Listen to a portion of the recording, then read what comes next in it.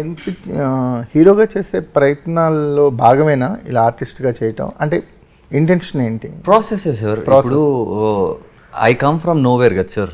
ఇప్పుడు క్వశ్చన్ ప్రతిసారి అడిగేది ఏంటంటే నీ మార్కెట్ ఏంటి, నేను నీ మీద రూపాయి పెడితే నాకు రూపాయి వాపస్ వస్తుందా అన్న క్వశ్చన్. అది genuine question. As producers or business people sir, వాళ్ళు అలా అడగటం తప్పని నేను ఎప్పుడు అన్ను. సో రూపాయి పెడుతున్నప్పుడు వాళ్ళకి రూపాయి రావాలి కాబట్టి ఆ మార్కెట్ క్రియేట్ చేసుకోవడానికి స్పేస్ ఎత్తుక్కోవాలి కదా సార్. నాకు వచ్చిన హిట్ సిరీస్లో ఆపర్చునిటీ అయినా and animal and lucky Bhaskar ఇవన్నీ నాకు చిన్న గుర్తింపు అయితే ఇచ్చినాయి. నా మార్కెట్ ఏంటి అని. That sweet of you to say sir. Yeah, ఒక గుర్తింపు వచ్చింది. దాని నుంచి ముందుకెళ్ళడానికి ప్రయత్నంలో నాకు మ్యాంక్షన్ హౌస్ మల్లేష్ అనే ఒక గొప్ప అవకాశం దొరికింది.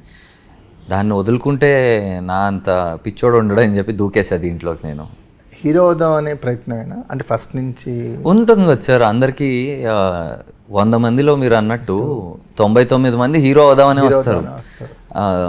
దాంట్లో ఒక్కడికే ఏదో కొడుతుంది అది. సో ఆ ప్రయత్నంలో ఉన్నా నేను. ఆ 100 మందిలో ఆ ఒక్కడు నేను అవుతానా లేదా అనేది ఈ సినిమా డిసైడ్ చేస్తుంది.